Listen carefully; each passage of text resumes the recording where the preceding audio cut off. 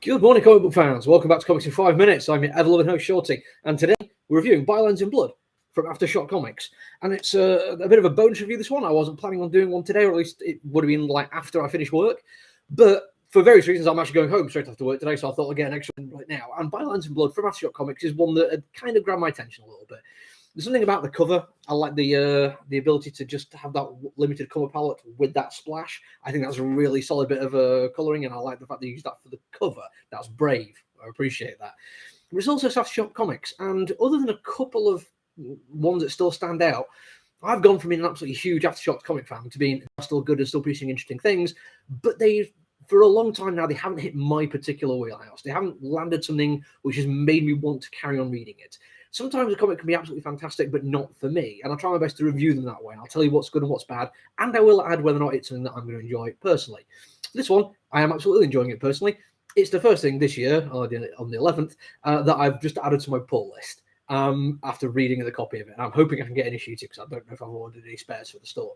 But on page 1, there's a little bit of boxed out text from a narration kind of point of view of the main character telling you just a little bit about the world. And it straight away grabs me where I live. There is just a reference to the place the story is set as being the city, which never gets named throughout the rest of the book. In fact, they usually refer to it as the city with capital C, so it could just be called the city. I like this. I genuinely do. It's a nice little bit of a noir cyberpunk kind of feel that I really, really like. Warren Ellis, although he's a terrible human being, did it for his Transmetropolitan, one of the best cyberpunk comics I've ever read. And if you go back and watch Seven, although you could probably guess which city it's actually in, just because there's some landmarks, they never actually tell you the name of the city in that movie, and I like this as a device, and it carries on being absolutely brilliant. Throughout it all, the artwork is spectacular and understated, which is exactly what I want from noir. This particular page has amazed me. That's the same place done over several days. The different color palette is actually part of the story. That's to show the time has been passing, and there is a flashing neon light, and there's the reds and the blues of the police being there, and the dialogue that you get, not dialogue, sorry, the narration you get, again, I love this kind of narration. It's exactly what I want, but it adds a little bit of detail to the city and the setting as well, which is really kind of nice. It doesn't overdo it, which is kind of cool, but it does then lead on to one of my only criticisms of the comic book. There is some back matter here, and it's something that Aftershock Comics does with their issue 1s. They usually charge $5 rather than 4, and they get a few extra pages out of that, and that's fine. Sometimes back matter is really, really good. It's a different way of telling a story. In this one, though, it feels like they have taken the time to add to their world building outside of the confines of the media I was expecting it to be. It is just text. It's done as newspaper reports, social media posts, police reports, which is cool. I like the fact that it's still in world, but it feels like it just sold themselves a little bit short. Like, I think they have the ability to have done this a little bit better. But I'm only saying that because the two writers and the artist and the colorist all come together and absolutely nail this one. My first thought on it was, this is some absolutely fantastic cyberpunk. Partway through, I started doubting that a little bit, because cyberpunk for me kind of has to have a few key elements. It's near future, it is anti-capitalist and anti-corporate, and it's about transhumanism.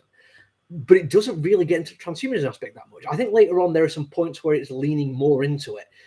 But YouTuber CJ the X I follow was talking recently, I watched recently, when they were talking about the idea of mobile phones being a step on the way to transhumanism. It's a device with intense amounts of power and abilities, and it's become so much a part of our lives that even children know how to use it and can access its functionality seemingly without being taught anymore, as if it is a part of them. And I feel like that's where these creators are taking this. It is certainly near future. There is events that have happened, including a disease or a pandemic, and the effects of that still being felt in the world. And there is certainly a lot of anti-corporate, anti-capitalist stuff with people buying votes and buying land, and the different strata of society being affected differently by various things. All of this is in there. It could be one of the great cyberpunk stories. I'm really hoping they manage to maintain this level of pacing, because the pacing and the action on it are absolutely brilliant. There are so many wonderful moments of rising into an action sequence, and then the action is fast and hurried and brutal. There's one where it's mostly in the dark, and they decided to have a flash of light accompanying every single impact, which makes it not just something you can see and feel and hear because they use onomatopoeia, but you're almost seeing the burst of pain as well. then there's another bit of action where it's literally over in 2 movements, and it's fantastic that they managed to maintain the level of surprise when I'm reading this. I am getting it. Oh my god, there's action. Oh my god, there isn't. What's going on now? Now we get introduced to new characters. Now we get more sense of the world. Now we get background, and it all feels naturalistic. And one last thing before I leave, every single character in this one has amazing hair. Not necessarily in like, oh my god, that looks amazing, I love to have that haircut, but every single character's hair is done brilliantly. I don't know why I noticed this so much in this comic book, but it's brilliant. And once I noticed, I found myself enjoying every single, even background characters. Somebody who literally turns up for a few lines is wearing a hat, the hair coming out from underneath it looks brilliant. Great choices throughout, and I cannot wait to read more of this one. I'll be back later on because it's a new comic book day, but until then, look after each other, everyone. Stay safe. Bye.